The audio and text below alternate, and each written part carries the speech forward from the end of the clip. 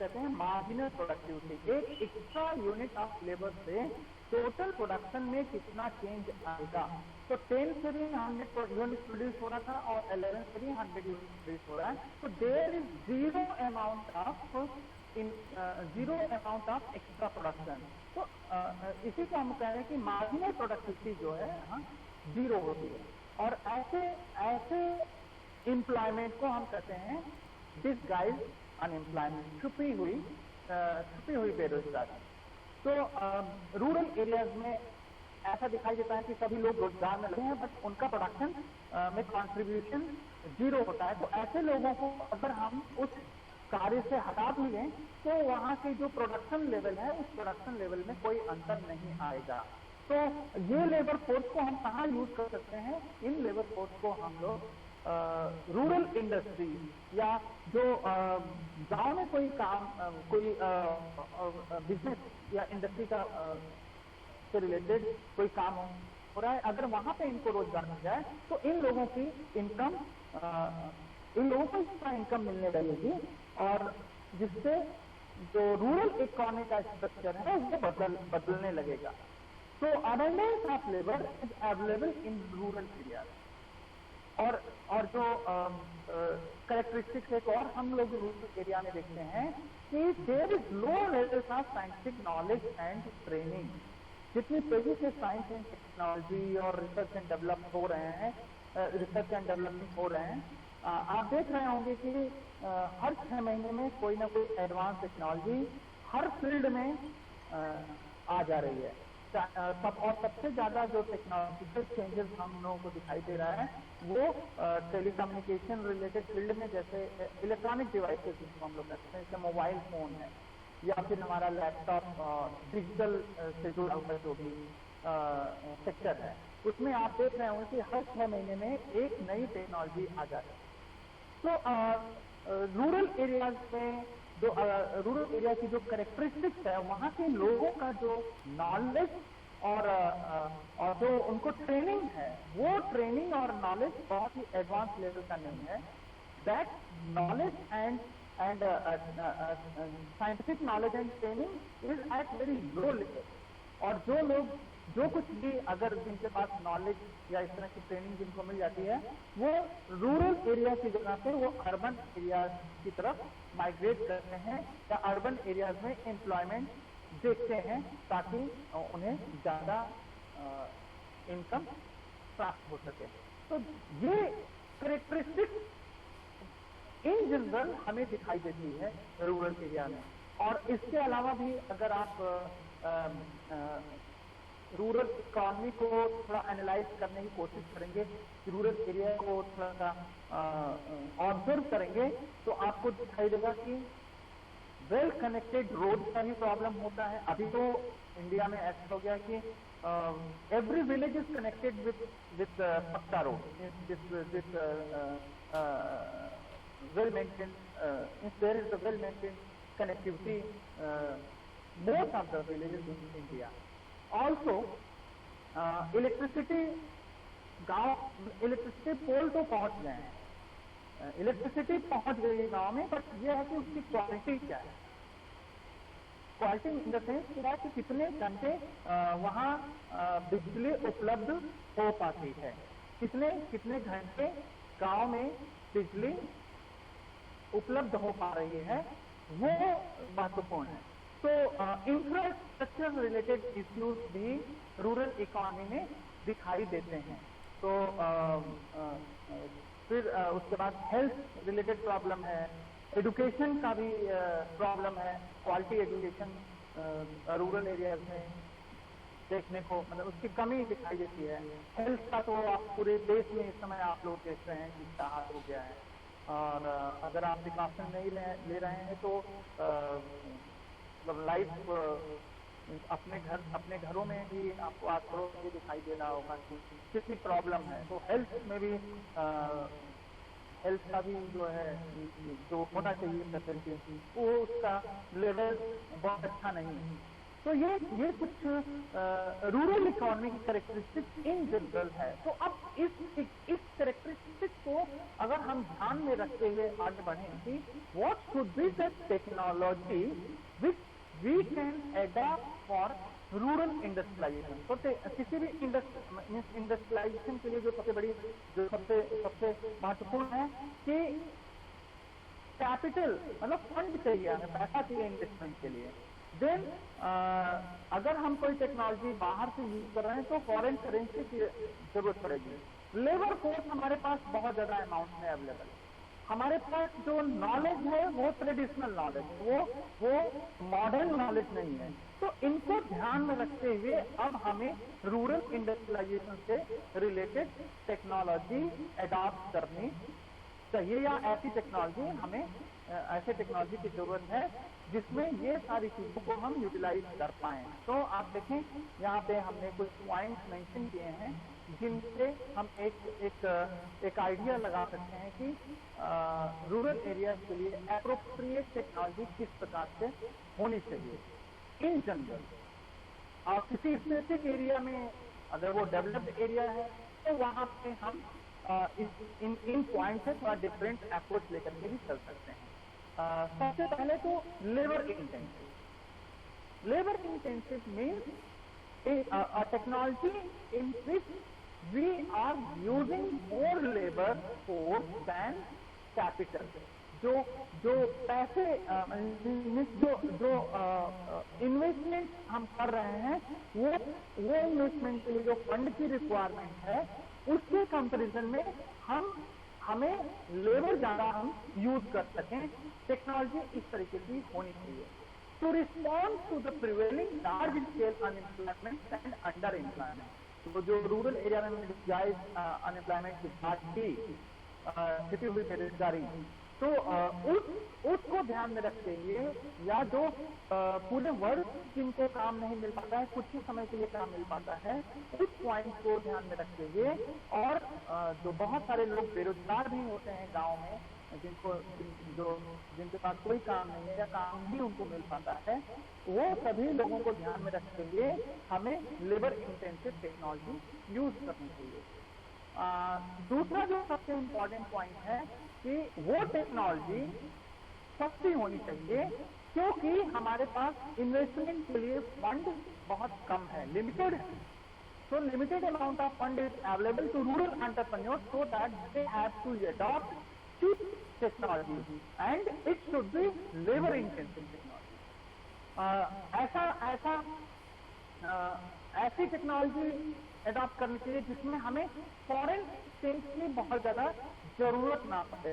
जो home made या Indian made technology है या जो भी मशीनरी टूल्स हम यूज कर रहे हैं, कोशिश करना चाहिए कि वो हमारे आसपास में या हमें अपने देश में ही जो डेवलप हुआ है उस तरह की ही टेक्नोलॉजी को हम अडॉप्ट करें, उस तरह की मशीनरी को अडॉप्ट करें, उस तरह से जो उस मशीन से संबंधित जो पार्ट्स हैं उनको हम यूज करें। इसका फायदा क्या होगा कि प्रोडक्शन प्रोसेस में आसानी होगी, दूसरा कॉम्प्लिकेशंस नहीं होगा, तीसरा अगर कोई प्रॉब्लम होती है तो उसको आसानी से रिपेयर किया जा सके। इसके साथ generally limited in supply.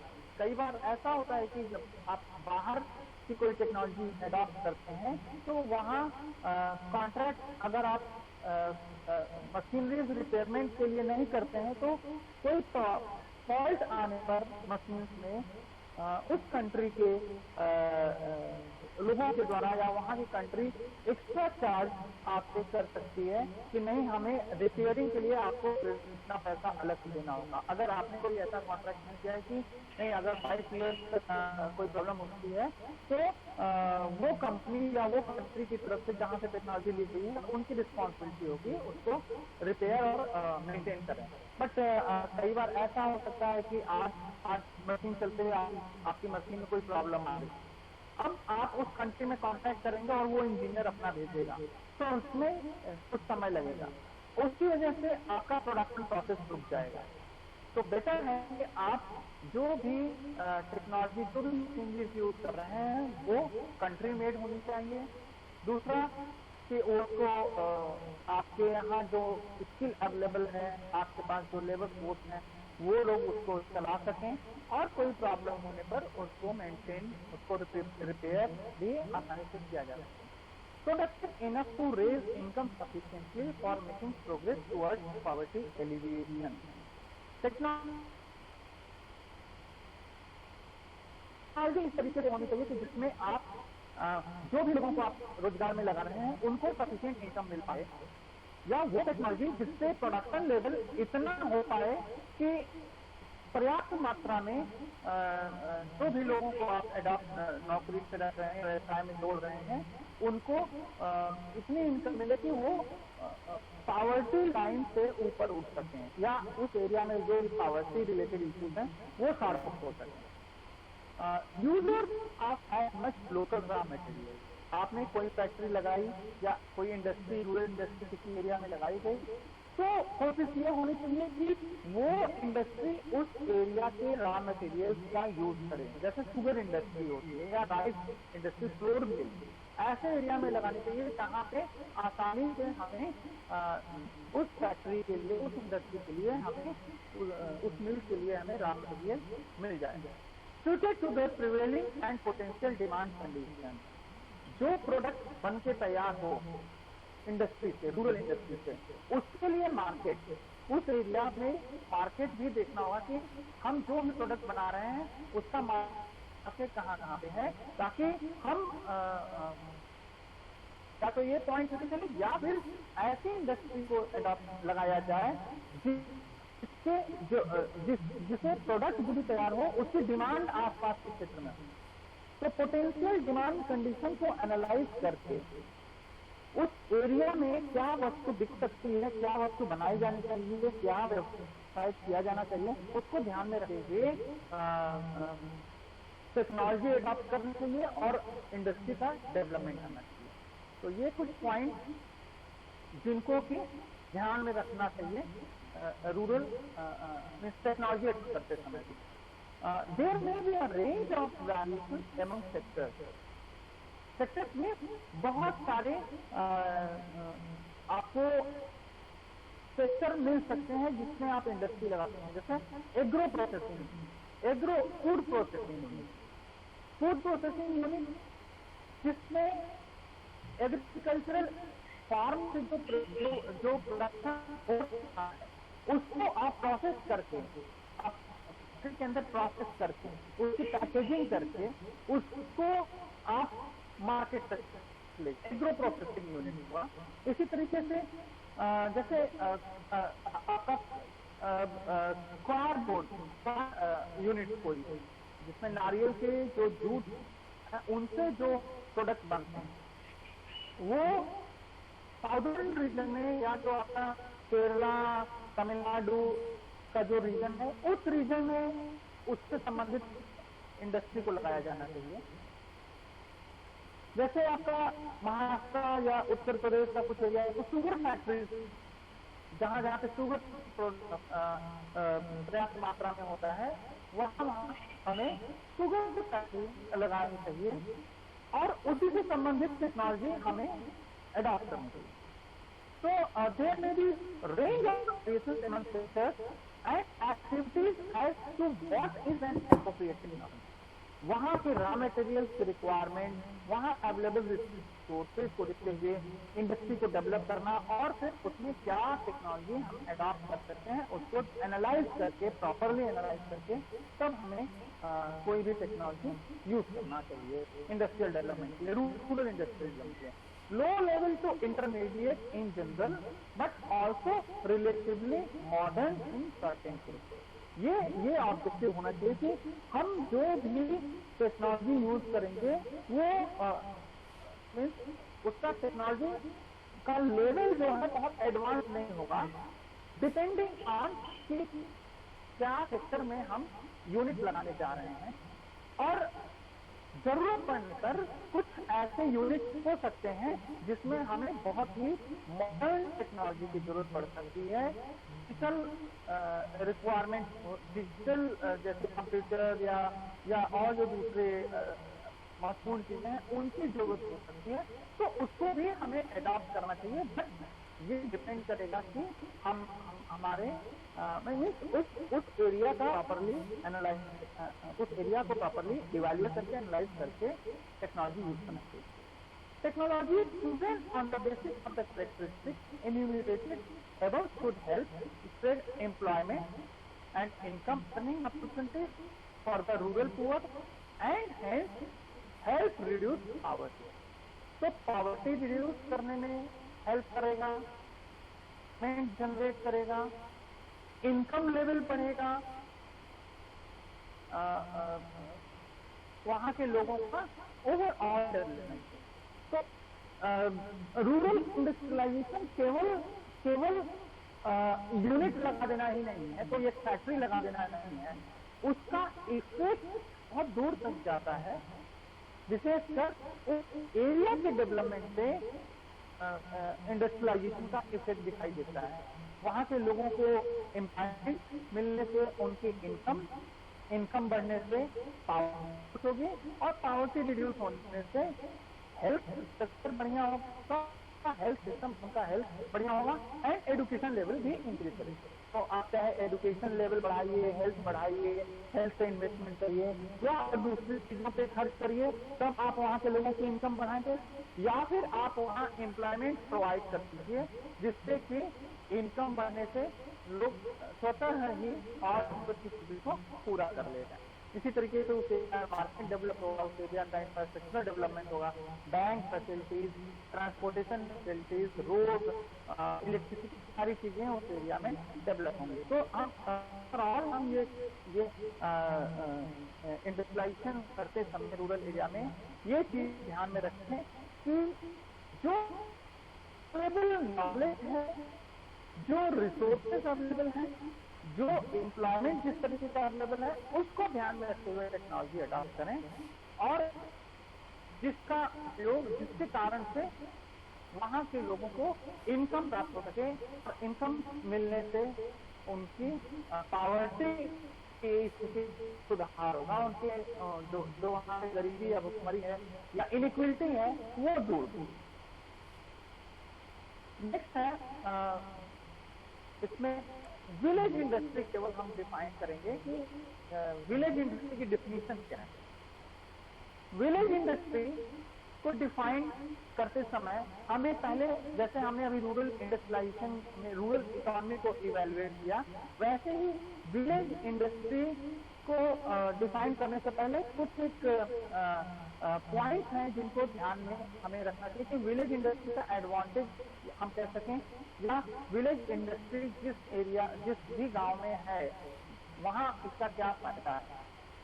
Those that produce essential commodities in villages want to गांव लोगों के द्वारा गांव के लिए गांव में ही इसेंशियल कमोडिटीज को प्रोड्यूस करना विलेज इंडस्ट्री में होता है।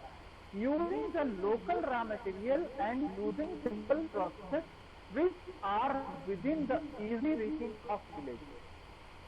गांव में आसानी से जो रॉ मटेरियल अवेलेबल है जिसको आसानी से हम लोग यूज करते हैं, गांव के लोगों से अप्रोच नहीं किया। Requiring only such tools and implements which can be acquired within the financial capacity of the village, with the aid of human or animal power, since they are easily available in the villages. Village industry हम कहेंगे, meeting the demand of local or immediate surrounding population। जो गांव में जो population है उनकी जो requirement है उसको इमीडिएट पूरा करें। That which does not cause displacement of labour migration ना हो। तो ये पॉइंट को अगर हम कंसीडर करें, इसके आधार पर हम कह सकते हैं कि गांव में जो भी व्यवसाय या जो भी कार्य हो रहा है वो विलेज इंडस्ट्री का जगह। कुल मिलाकर के हम ये कह सकते हैं कि विलेज इंडस्ट्री एक तरीके से कॉटेज इंडस्ट्री का ही थोड़ा सा मॉडिफाइड वर्जन है, जिसको कि एग्जैक्टली साइंटिफिक वे में अगर हम डिफाइन करना चाहें एक इसी तरीके से, तो 1956 KVIC एक्ट के आधार पर विलेज इंडस्ट्री की जो डेफिनेशन हो सकती है वो any industry located in a rural area which produces any goods or renders any service with or without the use of power and in which the fixed capital investment per head of artisan. The important point is fixed capital investment. There are two types of capital investment. One is fixed, another one is variable.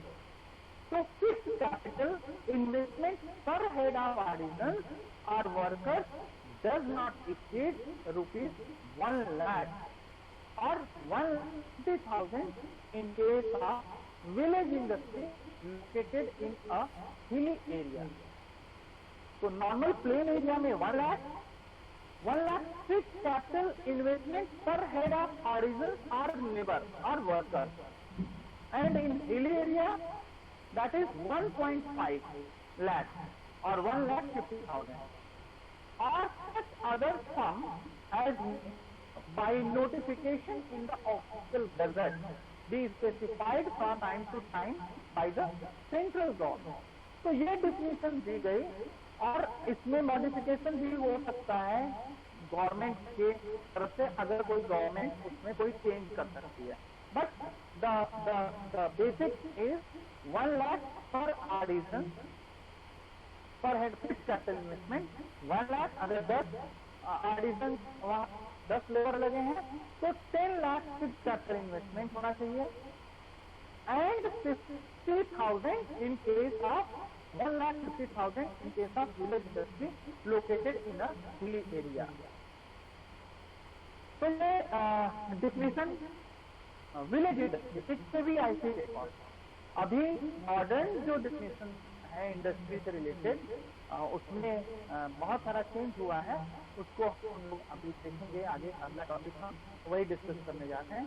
तो this is all about rural technology, rural industry what type of technology we can adopt और what should be the technology, and one small topic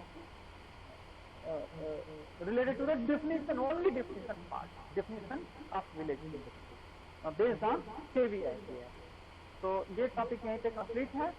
इसमें अगर किसी को कोई कुछ पूछना चाहते हैं या कुछ अपना ओपिनियन रखना चाहते हैं तो मोस्ट वेलकम। सर ये जो KVIC एक्ट 1956 है, तो यहाँ पर जो लिमिटेशन ऑफ मनी अभी तक स्टिल सेम है या फिर उसमें कुछ अमेंडमेंट्स? देखिए अभी हम उस टॉपिक से आगे जो टॉपिक है उसको हम डिस्कस करने जा रहे हैं। ये विलेज इंडस्ट्री 1956 में डिफाइन किया गया था। उसके बाद स्मॉल स्केल इंडस्ट्री का कॉन्सेप्ट आया, फिर उसके बाद कॉन्सेप्ट अभी जो प्रेजेंट में कॉन्सेप्ट चल रहा है वो micro small and medium industry. तो ये टॉपिक जो मैंने यहाँ पे आपको विलेज इंडस्ट्री का जो मैंने यहाँ बताया कि इसको मतलब जनरली होता है कि भाई हम विलेज इंडस्ट्री किसको कहें, या इंडस्ट्री को डिफाइन करते समय क्या पैरामीटर होना चाहिए, क्या केवल वहाँ पे मशीन है या कुछ वो कोई सामान प्रोड्यूस कर रहा है, कोई कमोडिटी बना रहा है। किसी भी इस तरह की यूनिट को डिफाइन करने का जो मॉडर्न जो लेटेस्ट जो डेफिनेशन गवर्नमेंट ऑफ इंडिया ने यूज करना शुरू किया है उसको आप देखेंगे कि 1991 में ही कुछ चीजें आ रही थी जिसको हम स्मॉल स्केल इंडस्ट्री कह रहे थे। फर्दर 2006 में तो micro small and medium enterprises का कॉन्सेप्ट आया और MSME एक्ट आया, micro small and medium enterprise. तो हम उसमें नेक्स्ट टॉपिक में हम इसी को डिस्कस करने जा रहे हैं कि फर्दर क्या चेंज हुए जो कि एक रूरल एरिया और अर्बन एरिया दोनों को कवर कर रहा है। बट KVIC के अकॉर्डिंग अगर हम चाहेंगे, KVIC khadi and village industry के अकॉर्डिंग अगर हम देखेंगे तो KVIC अभी तक तो जो लेबर फोर्स पर लेबर फोर्स के अकॉर्डिंग जो इन्वेस्टमेंट की बात कर रहा है, फिक्स कैपिटल की जो बात कर रहा है 1 लाख और 1,50,000, KVIC अभी इसी को ही फॉलो कर रहा है। इसमें कोई फर्दर हमें कोई रेफरेंस नहीं मिला है कि कोई चेंज का, तो मे भी आपको जब मैं और रेफरेंसेस दूंगा तो आप इसको स्टडी करिएगा और हो सकता है कि जो कुछ भी चेंज है वो आपको मिल जाए। बट अभी स्टैंडर्ड फॉर्मेट में हम यही डेफिनेशन फॉलो कर रहे हैं कि 1 लाख KVIC के अकॉर्डिंग कि पर लेबर फोर्स कितना फिक्स कैपिटल इन्वेस्टमेंट है, क्योंकि अमाउंट तो बढ़ भी सकता है। आप जैसे कोई यूनिट है, मान लीजिए कि उस यूनिट का इन्वेस्ट जो कैपिटल टोटल इन्वेस्टमेंट वो 1 करोड़ रुपए का है। 1 करोड़ होने का मतलब है कि हमने हमारे पास सपोज के 50 लेबर हम यूज कर रहे हैं किसी फैक्ट्री में। अगर 50 लेबर यूज किया जा रहा है, इट मीन्स कि वो काफी ठीक ठाक फैक्ट्री होगी। और 50 लेबर का मतलब है कि फिक्स कैपिटल इन्वेस्टमेंट 50 लाख का हो गया। उस इंडस्ट्री का फिक्स कैपिटल इन्वेस्टमेंट जो है 50 लाख हो गया। अब हमें कोई कमोडिटी अगर हम जैसे कपड़ा ही बना रहे हैं, खादी का कपड़ा ही बना रहे हैं, खादी क्लॉथ, तो अब अगर हम उसका मेजरमेंट लें कि सपोज 1000 मीटर खादी का क्लॉथ बनाने के लिए जो रॉ मटेरियल की जरूरत है वो 1000 क्लॉथ बनाने के लिए, मीटर बनाने के लिए सपोज रॉ मटेरियल हमें 50 से 1 लाख रुपए तक का जरूरत पड़ सकता है। और कैपेसिटी उस यूनिट की है कि 10 लाख मीटर के करीब वो 10 लाख के करीब जो है उसका प्रोड्यूस कर सकता है क्लॉथ।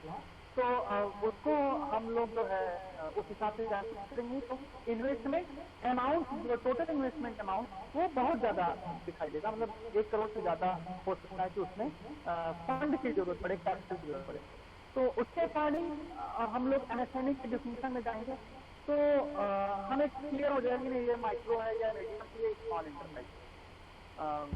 वो विलेज लेवल की इंडस्ट्री की डिफिनेशन के अकॉर्डिंग अब हमें ये देखना पड़ेगा कि इसीलिए मैंने बताया ना कि कुछ पॉइंट्स पहले हम देखेंगे कि विलेज इंडस्ट्री किसको कहेंगे।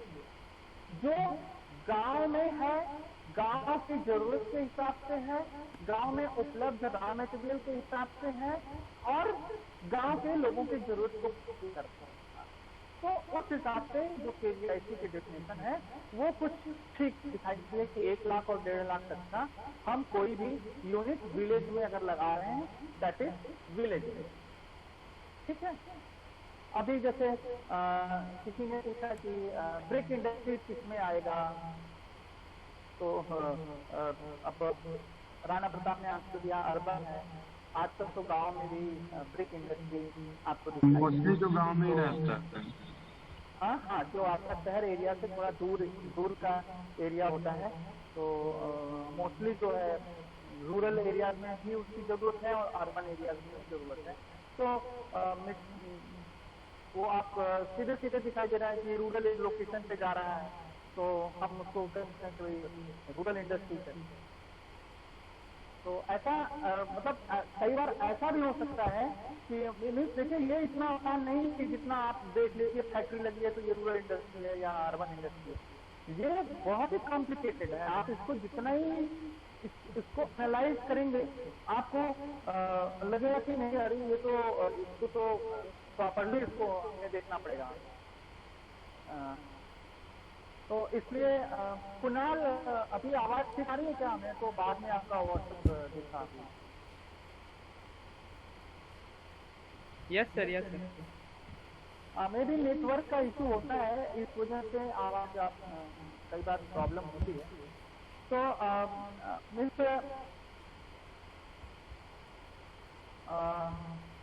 अच्छा, ब्रिक इंडस्ट्री में वर्क फोर्स 200 से 250 तक रहता है।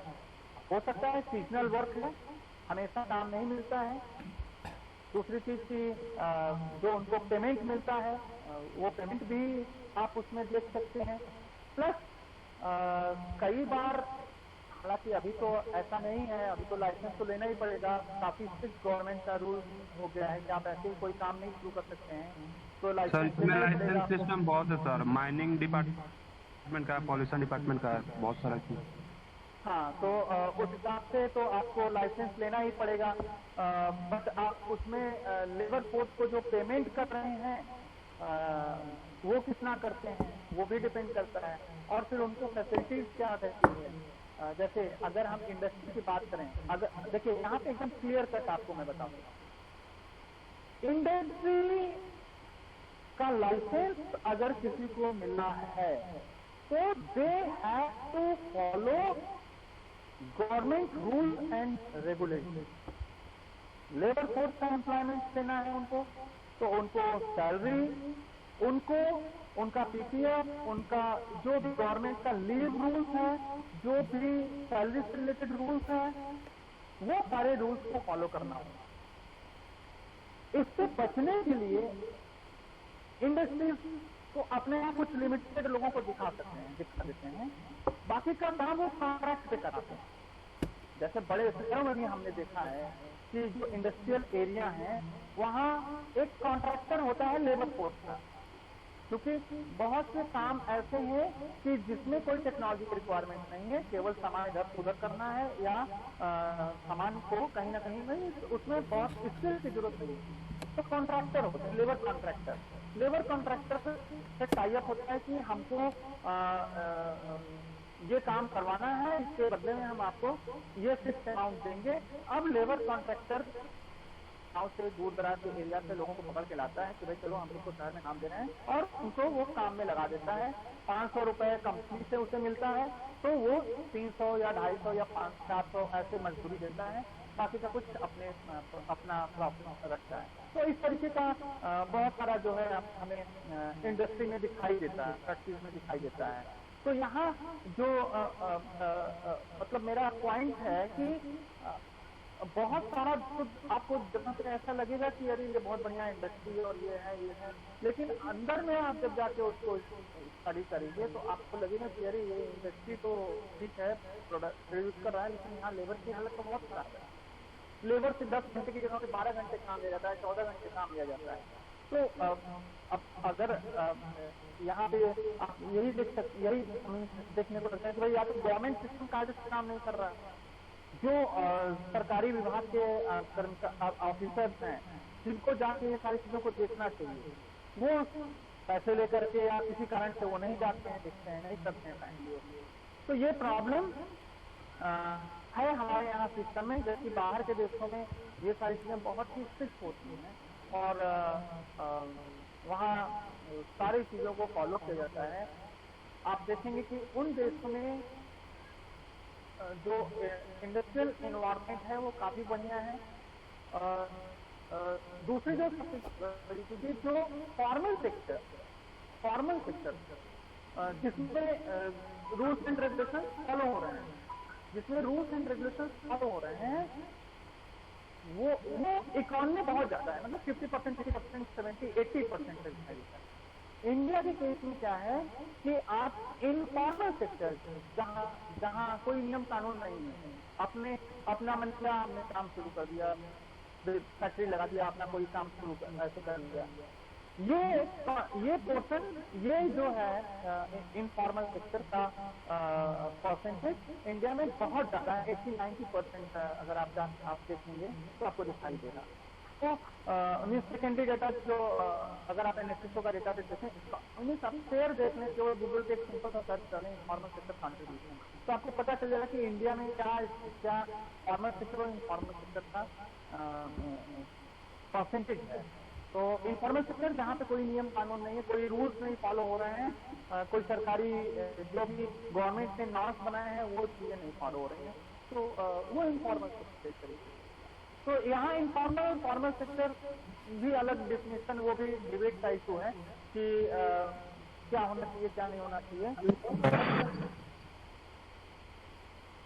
सर ये जैसे बिग इंडस्ट्री और इस टाइप की जितने भी इंडस्ट्री है जहाँ पे चावल प्रोक्योर भी होता है, जो धान से चावल बनाती है सब, तो ये तो रजिस्टर्ड होते ही हैं कि ये कंपनी है ऐसे, बट उसमें सारे इनफॉर्मल ही लेबर होते हैं, तो वहाँ पे तो ये पीएफ सिस्टम और रूल्स एंड रेगुलेशन तो फॉलो नहीं होता है। वही मैंने कहा ना कि वहाँ वो कॉन्ट्रैक्ट पे वो कर लेते हैं, जैसे वो दिखा देते हैं कि भाई हमारे पास जो हमें लेबर हमें सब चाहिए, हम उसको कॉन्ट्रैक्ट पे देंगे। जैसे आजकल एक नया कॉन्सेप्ट गवर्नमेंट ऑर्गेनाइजेशन की अभी आपको दिखाई देता होगा, आउटसोर्सिंग सर्विस को नाम दिया गया है, और आउटसोर्सिंग या हाउसकीपिंग का काम अगर आप कर रहे हैं तो उसको आउटसोर्सिंग कर दिया, थर्ड पार्टी के थ्रू आपने वो काम करा लिया। तो अब वो थर्ड पार्टी की रिस्पॉन्सिबिलिटी है कि वो जो लेबर सप्लाई कर रहा है उसको कैसे वो दिखाएगा अपने रिकॉर्ड में। वैसे जब थर्ड पार्टी की बात हो रही है तो थर्ड पार्टी वाला भी एक तरीके से अब लाइसेंस की कैटेगरी में आ गया। मतलब उसको अगर कोई कंपनी ये कहती है कि हमने 10,000 करोड़ रुपए का काम थर्ड पार्टी से आउटसोर्सिंग से कराया है, तो अब वो थर्ड पार्टी कौन है? वो थर्ड पार्टी का जब तक रजिस्ट्रेशन नहीं होगा तब तक जो है गवर्नमेंट उससे उसको निगाह पे रखेगी, उसको ऑब्जर्व करेगी। इसी तरीके से अब थर्ड पार्टी किन लोगों को एम्प्लॉयमेंट पे रखी हुई है उसका रिकॉर्ड उसको रखना है, तो वो 10 लोगों को जो रोजगार से लगाया हुआ है उसका रजिस्ट्रेशन प्रॉपरली हो। जैसे जैसे सिक्योरिटी सर्विसेज हो, किसी बिल्डिंग में या किसी मॉल में या किसी फैक्ट्री में सिक्योरिटी का जो काम है वो थर्ड पार्टी को दे दिया है, तो वो भी किसी नहीं जोड़ता हुआ, लेकिन ये काम आउटसोर्सिंग करके दिया गया। लेकिन अब जो आउटसोर्सिंग कंपनी है वो दिखाएगी कि जिन लेबर को लगा रही है उनको जो सैलरी वो दे रही है, वो सैलरी का कितना पीपीएफ में डाल रहा है, कितना उनको कैश इन हैंड दे रहा है, कितने उनको, ये रिकॉर्ड वो मेंटेन करेंगे। ब्रिक इंडस्ट्री की आप बात, ये जो फ्लोर मिल या राइस मिल की बात हो रही है, इसमें वो लोग बड़े आसानी से दिखा ले जाते हैं कि हमने जो एडॉप्ट किया है जो कॉन्सेप्ट, ये मीन्स लेबर फोर्स या जो इसकी हम रख रहे हैं वो कम मात्रा में रखना है या उसको है, वहाँ पे कुछ कमियां हैं। पूरा मॉडल और गांधीन मॉडल है डाकोटम। देखिए अगर आप गांधीन डाइवर्ट हम लोग इससे हो रहे हैं, पूरा मॉडल पहले आप पढ़ लीजिए क्या है, जिसको कि हमारे प्रेसिडेंट एपीजे अब्दुल कलाम और गांधीयन का जो अप्रोच है, गांधी जी का जो ग्राम स्वराज है, जितने भी मॉडल हैं वो सभी को अगर आप पढ़ेंगे तो एक दूसरे से कनेक्टेड ही हैं, थोड़ा थोड़ा उसमें एडवांसमेंट हो रहा है ना।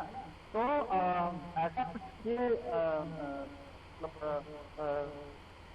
यहाँ पे इंडस्ट्रियल डेवलपमेंट से रिलेटेड अगर बात की जाए, रूरल इंडस्ट्री के पर्सपेक्टिव में बात की जाए, तो कॉन्सेप्ट आप कुछ भी अडॉप्ट करिए, कुछ भी आप चीजें उसमें ले आइए, जितने भी मॉडल हैं वो सारे मॉडल का अपना एक लिमिटेशन रहा है, और वो सारे मॉडल किसी न किसी थिंकर्स ने या किसी जो पोजीशन पे है वो लोग हैं। जैसे provision of urban amenities to rural area, definitely जो आप आजकल का जो गवर्नमेंट भी इसी रास्ते से काम कर रही है। इवन पिछले 20 सालों से भी ये सारा जो है कॉन्सेप्ट आया था, तो सारी फैसिलिटीज तो बिल पहुंचा, इलेक्ट्रिसिटी आपको पहुंच रही है, बट ये है कि उसका जो आपका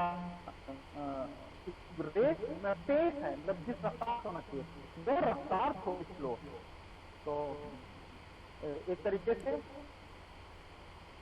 विलेज एक्सटेंशन करने की बात शुरू से ही कही जा रही है कि हम विलेज को अपने जितना मजबूत बनाएंगे हमारा देश उतना ही आगे ग्रो करेगा।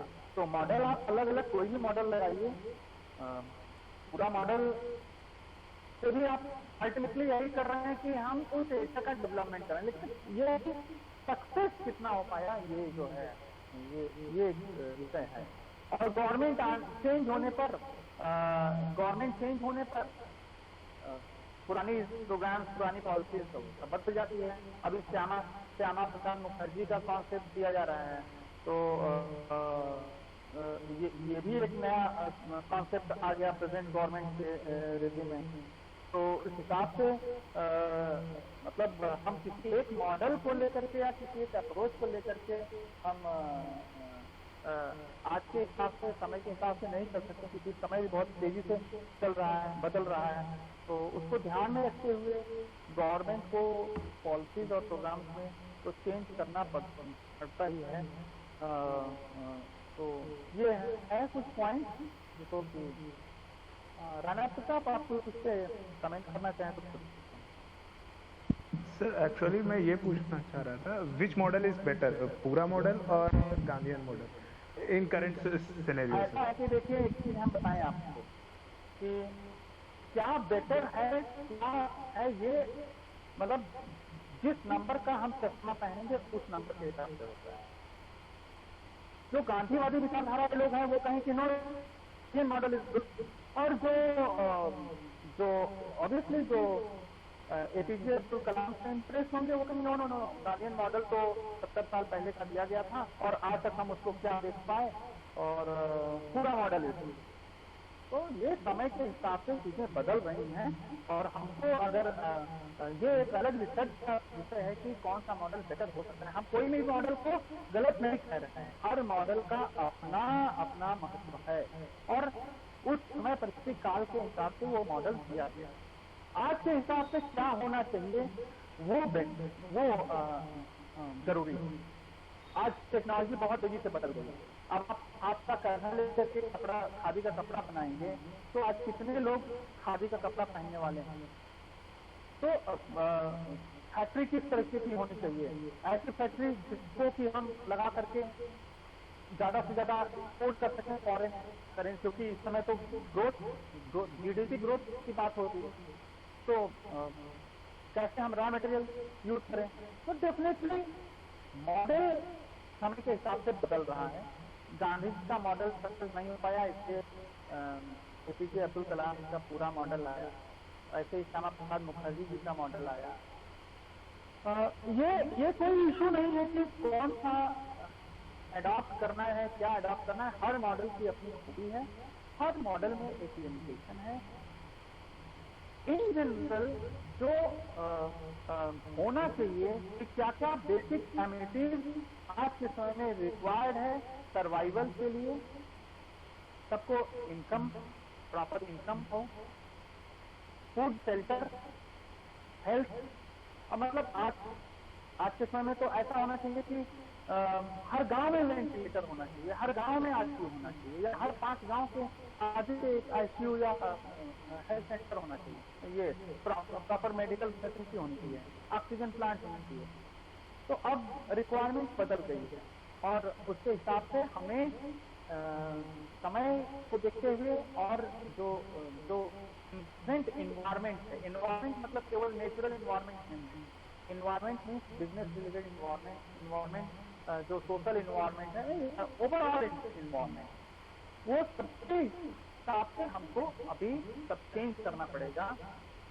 और जरूरत है अब नए तरीके के मॉडल, और ये अब आप लोगों का काम है कि क्या मॉडल अब क्या मॉडल होना चाहिए। आप जैसे rural scientist, rural social scientist के हाथ में अभी ये है आगे की रिस्पॉन्सिबिलिटी। आप इस पे सोचिए और इस पे कुछ लिखने का प्रयास कीजिए, और जो भी आप चीज लिख रहे हैं उसको मैगजीन में, जर्नल में, न्यूज़पेपर में आप लिखिए कि ऐसे होना चाहिए। हो सकता है कि आपका कोई मॉडल या आपने जो विचार किए हैं वो गवर्नमेंट को अच्छा लगे और हो सकता है कि वो एक आइडियल मॉडल बन जाए, वो गार्जियन मॉडल या पूरा मॉडल के आगे का वर्जन आ जाए।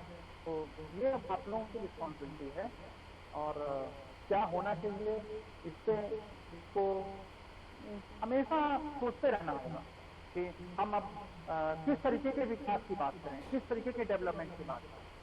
ठीक है? Yes sir. तो मुझे लगता है कि आज टाइम लगभग हो गया है, तो आज के लिए बस करें।